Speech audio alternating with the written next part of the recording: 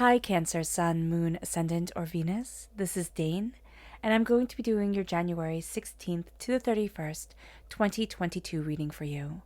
Now, I ask if this reading resonates with you. Don't forget to like, comment, and subscribe. If you're interested in any of the cards that I'm using, they will all be listed and linked in the description box below. Now, before we begin this reading, let us clear the energy space, raising our own energy vibration and releasing any negativity. So take a nice deep breath in, exhaling whenever it feels comfortable for you.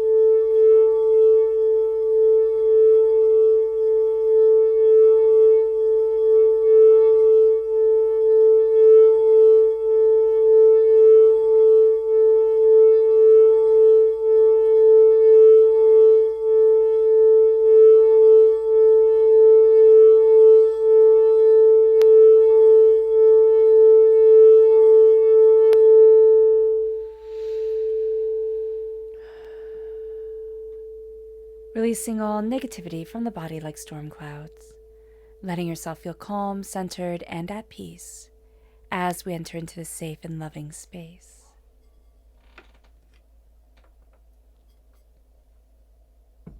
So let's see what the tarot has to say. Cancer, January 16th to the 31st, 2022, Cancer. Angels and spirit guides, show me clearly. Guide this reading and show me clearly. Angels and spirit guides, show me clearly.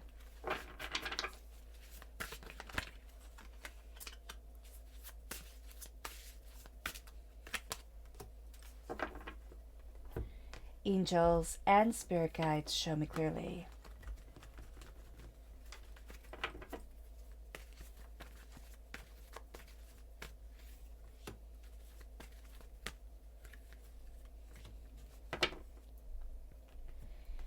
Angels and spirit guides, show me clearly.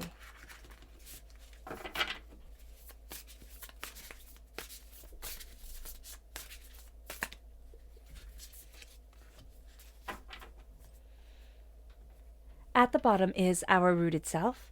The left-hand side is our inner self. The middle, our heart, our emotional self. The right-hand side, the public arena, the public self. So let's see what the cards have to say.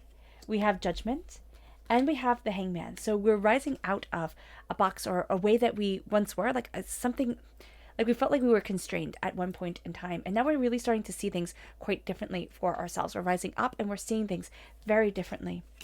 We have the Ace of Cups, which is a gift just for us. We are air sign, we are water sign energy, and as water sign energy, we're represented by the cups.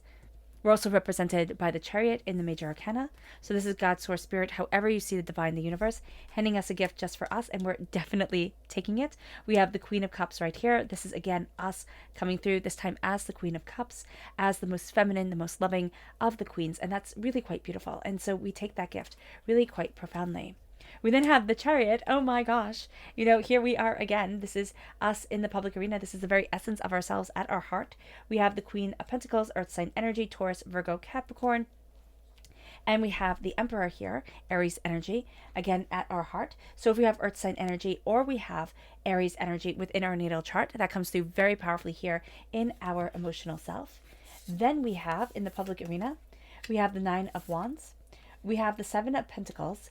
And we have the Lovers, which is Gemini energy. If we're born on the cusp with Gemini, or we have Gemini energy within our natal chart, that comes through very powerfully here. Gemini is ruled by Mercury, so Mercury is going to come through very powerfully here in our public arena.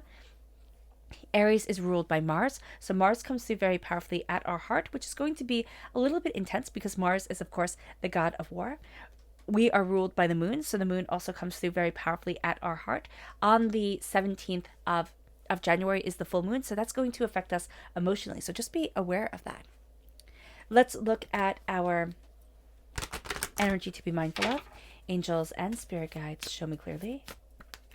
This is this is the moon. So be mindful of the moon, be mindful of the energy that rules us, okay, is going to be important. The phases of us, we might be going through some sort of change, some sort of, thing where we think, oh, I should just be a lot more steady, or oh, I don't understand why it's not more kind of figured out. That's because the moon is very much at hand. Also, our fears can be coming forward in a very real way. So just again, be aware of that. That's going to be important. And also be aware of fear mongering. People who are playing off of fears to make money, to, elevate themselves. Just really be mindful of that. Or just people who are afraid and are letting that fear leach into every single aspect of their being. It moves us to our chakra energy, angels and spirit guides. Show me clearly. This is holistic health, and this is one of my absolute favorite cards. So it's the root chakra, and it's saying to listen to our bodies, listen to ourselves. So here, it's also being holistic. It's saying this is who I truly, honestly, and openly am, and it's not apologizing for who we are. It's moving forward in a very natural alignment with ourselves. It is getting our body in alignment. It is vitamins. It is minerals. It is nutrients. It's eating a more kind of natural diet. Not that we can't have junk food days, of course, but it's saying I need to take care of me, and I need to listen to my stomach when I eat. I need to listen to my body when I'm quenching its thirst. I need to listen to my body just in and of itself. What does my body love to do?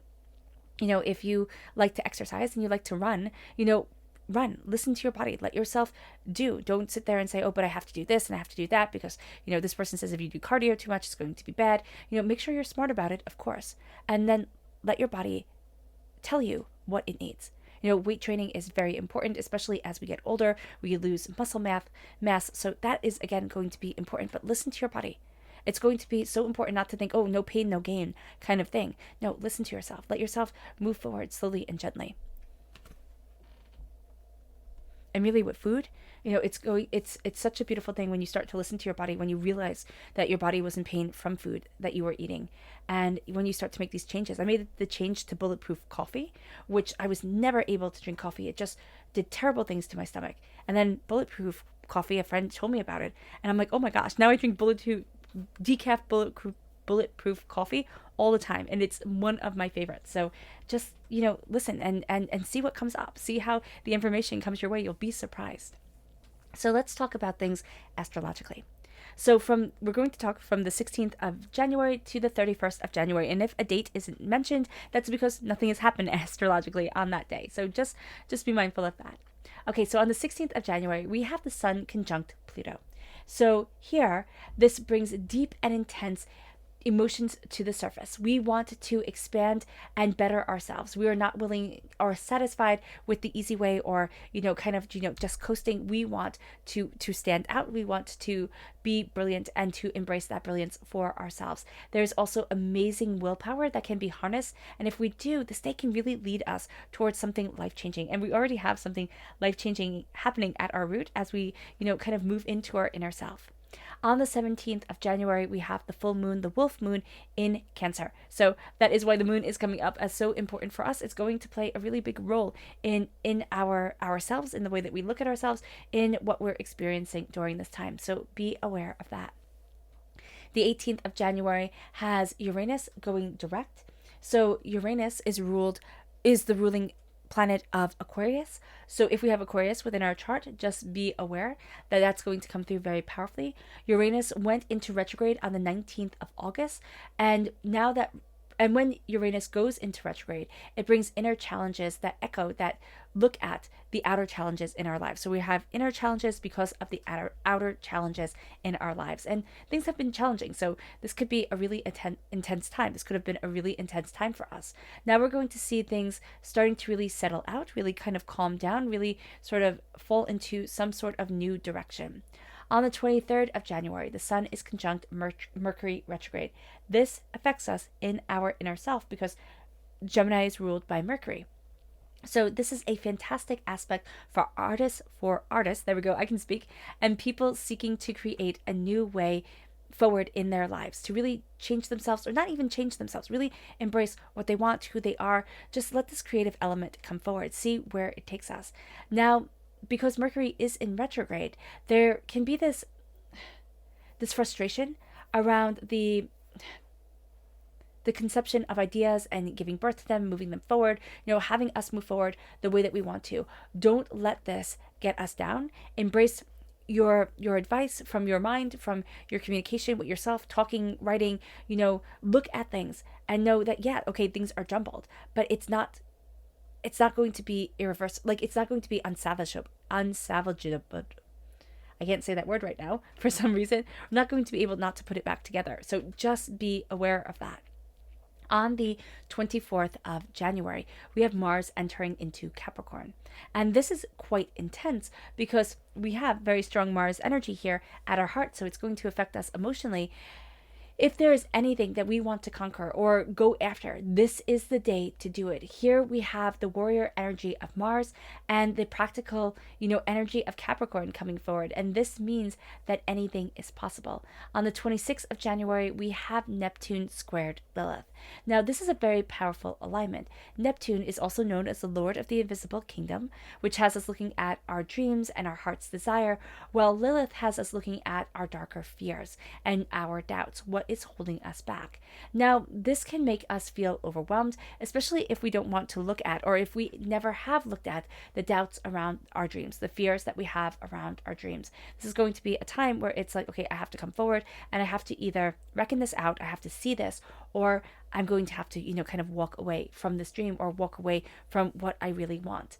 Yet, this can be a very empowering time if we let ourselves look at what we deeply want, what we deeply desire, and we're just honest with ourselves. On the 29th of January, we have a couple things happening. The sun is sextile Chiron. Now, this aspect shows us our wounds in our strengths. So where we are the most confident, the strongest, we're also going to see our insecurities there, our wounds, where things have kind of gone astray or we've been hurt. This forces us to face what we might not want to face at all. And we become more powerful because we have. So this is a time of really looking at, doubts and fears and negativity and saying, no, you don't get to rule me. The 29th of January also has Mercury going retrograde. Well, it has Mercury in retrograde conjunct Pluto. There we go. That's how you say that. And this makes us greatly intelligent and deeply curious. Because Mercury is in retrograde, we can be all over the place. We could be astoundingly scattered with things, but we're also going to dive deeper into things than maybe we need at this time, but it's going to be so satisfying. And we're going to see this really play out in the public arena. On the 29th of January as well, we have Venus going direct. Now, this brings us out of a challenging love cycle. And Venus went into retrograde on the 19th of December. So we're coming out of this challenging love cycle, and this has us looking at what we really love and why we love it, and with more openness and honesty of the heart and of ourselves. On the 30th of January, the sun is squared Uranus, and this people can find that this time, everybody's a bit abrupt and a bit provocative. Like, we're going to be provoking each other in very interesting ways. And this is going to be a time where people find us abrupt and provocative, and yet we find others so too. So just be mindful of that. We could be getting on each other's kind of last nerve. But we're going to be very driven to do things our own way and let ourselves stand out and not be afraid of what everybody else thinks because of it.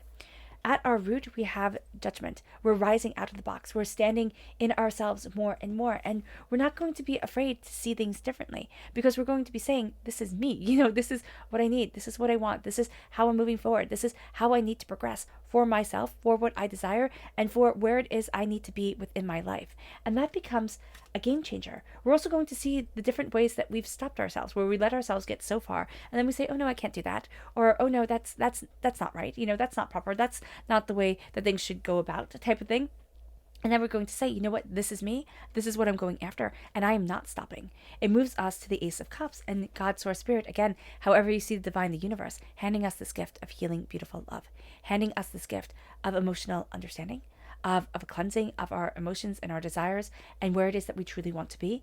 And it leads us to the Queen of Cups. It leads us to us taking this gift, and it's going to rock us. It really is. There's just this gentle power that is around us, this gentle, loving, caring emotion that we need to step into, and we need to step into it for ourselves. It's not for anybody else. And as we step into this, we can find ourselves being astoundingly sensitive. We can find that we also like kind of backed away from being sensitive and said, no, I have to be tougher, I have to be stronger, I can't let my feelings come forward. And this is going to be a time where it's like, oh yeah, I can. And you know what's more? I need to wrap myself in a hug. I need to, embrace what I love and who I am and where it is that I want to be within my life. Because as we do so, and as we are also, stepping into the honesty of our creativity, of what we want to give birth to in our world, not meaning necessarily a child, though that could definitely be the case, but what we want to create and cultivate within our hearts, within our souls, within ourselves, what we need to let out in order to express that creative spark or that brilliant spark that is us. And it moves us to the chariot. It moves us to this place where we are looking at the essence of ourselves as we kind of fall in love with ourselves, not in that, oh, I'm so glamorous, sort of, narcissistic way, but in that way that says, I'm worth it. I'm worth connecting with. I'm worth knowing. I'm worth, me being on my side. And that becomes the game changer here. We take the chaos of emotions and we kind of rein them in. And we start to say, not kind of, we very much rein them in. And it's kind of like we could even find that emotionally, we're like a 2-year-old having a temper tantrum. We didn't know where to stop. We didn't know how to pull back. And now that we're pulling back and we're starting to see ourselves more and more, we're coming out of the expectations of others and into the expectations of us. This becomes a game-changing time. And we're looking at things and saying, well, what is it that I need? What is it that I want? And it can be that we want to live in simplicity. It can be that we want to, start a business. It can be that we want to, progress in one way or another, or we want to do something daring and adventurous. It does not matter. We're looking at ourselves and saying, okay, where do I need and why do I need it? How is it that I'm moving forward? What is it that I'm moving towards? And it brings us to the Queen of Pentacles. It brings us to a place of prosperity and success where love crowns us. Meaning that when we're looking at wealth, when we're looking at the gathering of our wealth, the culmination of what we have created and what we desire and the ways that we move forward, we need to look at our hearts and see how the heart has played, what role the heart has played in that. Okay, we're going to find that very good decisions, the heart kind of played a bigger role. Not meaning that we did something for somebody that we loved, even though that could be the case, but that we let our heart make that decision. Does it make me feel happier? Does it make me feel lighter emotionally, spiritually? Is it amplifying myself? And that's going to be what calls in the wealth. We're going to count our wealth, maybe not in dollars or, whatever our currency is. We're going to count our wealth in experiences, in wonderment, in, power and beauty that has moved us forward. And it brings us to the emperor. It brings us to being the ruler of our land, being the ruler of ourselves, sitting on that throne, embracing our root chakra. So we need to embrace our health. We need to make sure that we are strong, because what we are going to be doing is embarking on a new journey, embarking on a new way forward. Opening this door and saying, oh yeah, I can do this, because it is my right. It is my right as a human being. It is my right, to stand here and embrace what I need, what I desire, and how I want to move forward for me.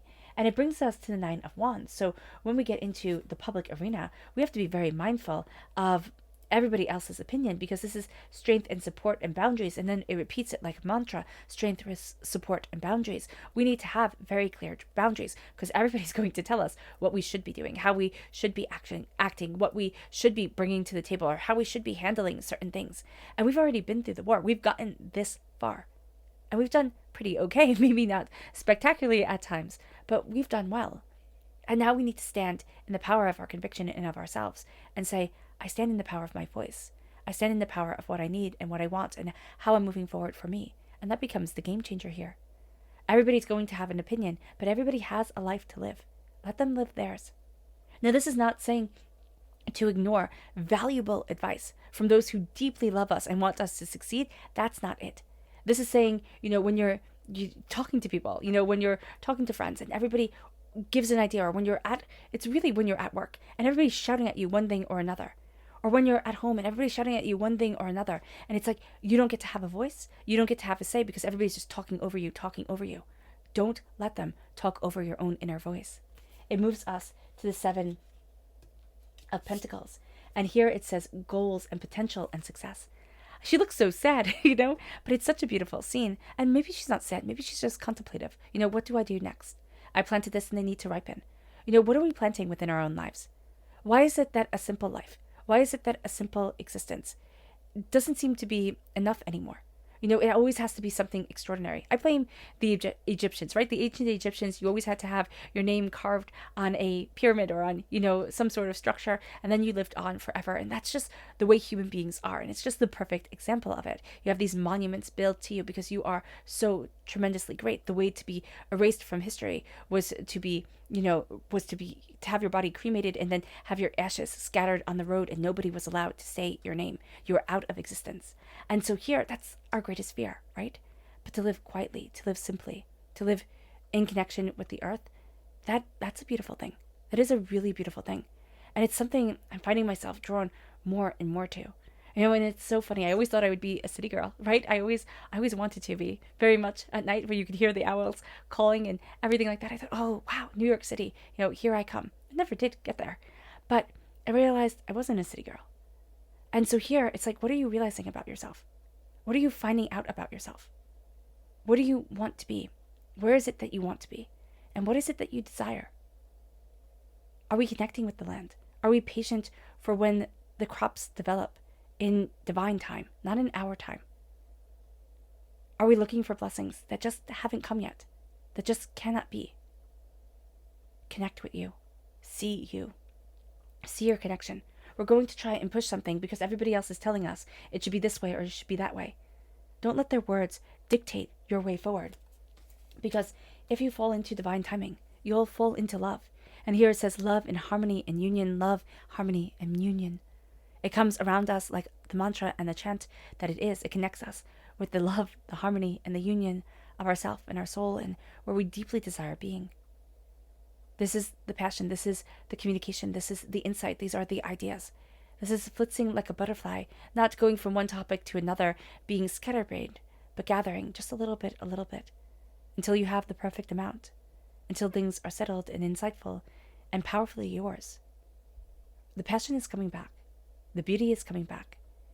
What matters is what we do with it, not what anybody else tells us we have to do with it. Our subconscious energy to be mindful of is the chariot, is ourselves, pulling us in one direction or another, saying this is how it should be. Our subconscious and our conscious never coming together. Be mindful. Be very, very mindful of getting in your own way. Our subconscious chakra energy is nourishing. This is the Earth Star chakra, located 6 inches below our feet. We need to nourish our inner child. We need to nourish our dreams and our desires. We need to let ourselves stand forward. Oh, goodness. Our subconscious energy to be mindful of is the moon once again. The moon comes in, our fears come in. How do we look at the shadows and not see monsters? How do we look at what we desire and not see failure? Is that the challenge of us during this time? I think it is. Because we're going to say, oh no, it can never be, and yet it can be no other way. Yes, the monsters will always be there. There's always something to be scared of, most definitely. But what if the monsters in the shadows are the guardians that are protecting us, keeping away that which is undesirable within our own lives? Our golems, our boogeyman, helping us to move forward in our world. Let us see, and let us not be afraid anymore. Subconsciously in our inner selves, as the world, is kind of turned on their heads upside down, here with the hangman, and we're looking at things, we're embracing the wisdom of Odin coming in, who hung upside down from the tree and lost his sight, had one eye taken out so he could see so much more. What are the sacrifices we have made so that the beauty, so that the insight can come in? And how are we rising to that call? How are we rising in ourselves? What are we embracing within our confidence, within what we desire? How are we looking at our fears? How are we facing these fears and not crumbling apart, and finding out that we can be unstoppable, that we can be stronger than we ever thought that we could be? It moves us to our subconscious inner self. And that's the devil, that's Capricorn energy. What do we need to break the chains of? What do we need no more of in our lives? What is it that we're looking at that was our addiction, our doubt, our fear, our chaos? And saying, no, you are banished. You don't get to rule me anymore. It brings us to our subconscious emotional self. And that is the 9 of Wands. Do not let the words of others dictate how you move forward. Period. End of discussion. It is time to listen to ourselves and guide our path. Again, not listening to people who love us, but not letting everybody else make our decision, because we can't please everybody. We won't be able to do what everybody wants us to do. It moves us to our subconscious public arena self.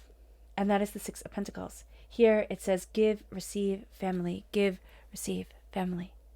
Give and receive. Have the balance, have the insight, have the understanding come forward. This is reciprocal. We need the giving, we need the receiving, we need the balance. And we need to see where in our lives we are giving and not receiving, or receiving and not giving. How do we harmonize it? How do we move forward in balance for us?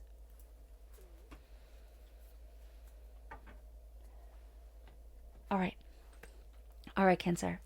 I hope this reading has resonated with you. I wish you nothing but light, love, peace, and happiness. May harmony always be with you. I'm sending loving, healing energy to each and every one of you. I love you all, and stay safe. Let's end this reading with a meditation, a clearing away of negative energy, a raising of our positive energy as we embrace the power and the intensity of this time. So take a nice deep breath in, exhaling whenever it feels comfortable for you.